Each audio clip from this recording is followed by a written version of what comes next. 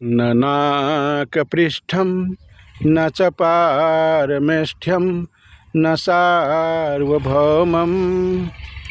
काल या नाग के कारण विषैले जल के प्रभाव से गौ बछड़े सब मूर्छित हो गए थे, इसलिए आज कालिया नाग को वहाँ से रमनक द्वीप भेजना ही था। श्री राम जानकी आश्रम, जयनगरा, यहाँ पर आप सभी का स्वागत है। आइए देखते हैं इस आश्रम का परिवेश। यहाँ बरगद यानी बट वृक्ष है। बटु विश्वास अचल निज धर्म, तीर्थ राज समाज सुकर्म। और पीपल जो कि साक्षात भगवान विष्णु का स्वरूप है। भगवान श्री कृष्ण ने गीता में कहा है, अश्वत्थ वृक्षों में मैं अश्वत्थ यानी पीपल हूँ। और ये है यक्ष सरोवर, जहाँ की इस समय कमल खिला हुआ है। आप देख सकते हैं कमल खिला हुआ है यहाँ पर। और यहाँ के उस पार यक्ष बाबा का मंदिर है, जहाँ दूर दूर से हजारों लोग आते हैं। और ये ग्रामीण परिवेश आप देख सकते हैं। पास में ही सिंहिका नाम का जोर है, सिंहवाहिनी जोर। और यहाँ से कुछ ही दूर पर मयूराक्षी नदी है, जिसका एक दृश्य हम आपको दिखाएंगे।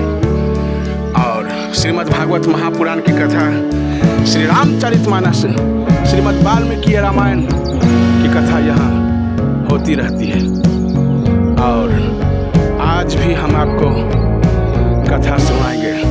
आज की कथा है श्रीमद् भागवत महापुराण की कालिया मोक्ष की कथा। बिभ्राज वेणुं जठरपटयोः सिंहवेत्रे च कक्षे।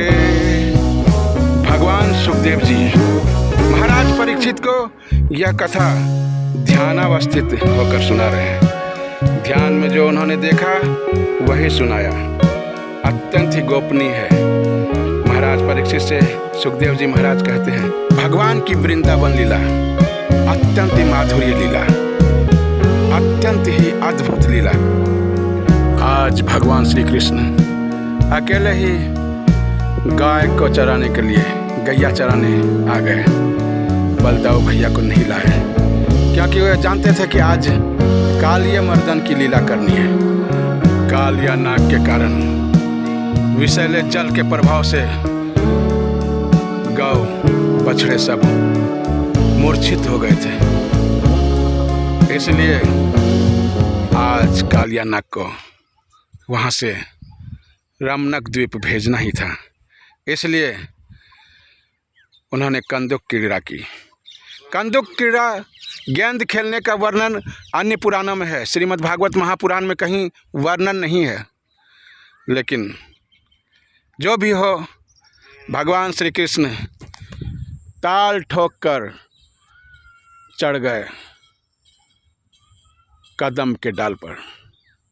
आप कहेंगे, मलुकपीठ वाले राजेंद्र दास जी महाराज कहते हैं कि कालिया नाग का विषैला जल, उसका विष इतना तेज था कि 6 किलोमीटर तक घास तक भी नहीं थी। फिर वहाँ कैसे वह कदम का पेड़ रह गया। और उसी के उत्तर में वे कहते हैं कि यहाँ पर भी कभी ना कभी गरुड़ जी आए थे और अमृत की कुछ बूंदें उस कदम की डाली पर छोड़ गए थे। इसी कारण वह कदम की डाली हरी भरी अवस्था में थी। उसी पर भगवान श्री कृष्ण गौ को रक्षा करने के लिए विष के जल से, विष जलाप्य याद, विष के जल से ग्वाल बालों की रक्षा करने के लिए, गौओं की रक्षा करने के लिए कर्तव्य की वेदी पर चढ़ गए और ताल ठोक कर तम चंड वेगम, श्रीमद् भागवत महापुराण में वर्णन है। ताल ठोक कर चढ़ गए और कूद पड़े वहाँ से। नाग पत्नियों ने देखा तो बड़ी दया आई, बोला, अरे बालक चले जाओ, कहीं कालिया नाग जाग गया तो बहुत मुश्किल में पड़ जाओगे। लेकिन भगवान श्री कृष्ण आज सोच कर आए थे कि चाहे जो भी हो, कर्तव्य की वेदी पर जान का न्योछावर, प्राण का न्योछावर करने के लिए, गांव की रक्षा करने के लिए एक ग्वाल, यही तो है गोविंद, जिन्होंने गाय की रक्षा करने के लिए क्या नहीं किया। गोवर्धन उठाया गांव की रक्षा करने के लिए, और कालिया नाग को भगाया तो गांव की रक्षा करने के लिए। उनके फन पर चढ़ गए और नृत्य करने लगे। कोई तो कहते हैं कि कंस ने उनके सामने शर्त रख दिया था, नंद बाबा के सामने, कि 1,00,000 नील कमल लेकर आना है और भगवान की पूजा करने के लिए, भगवान सदाशिव की पूजा करने के लिए 1,00,000 नील कमल बुलाए थे। और कालिया नाग अपने 1,000 फन पर 100 कमल लेकर और तब कंस के दरबार में उपस्थित हुए थे। अनेक कथा है। भगवान श्री कृष्ण ने कालिया नाग का मोक्ष किया, वहाँ से रमनक द्वीप को भेजा। न नाक पृष्ठम न च पारमेष्ठ्यम न सार्वभौमम तम चांडवेग विषवीर्यमवेक्ष्यतेन दुष्टां नदीं च खल संयमनावतारः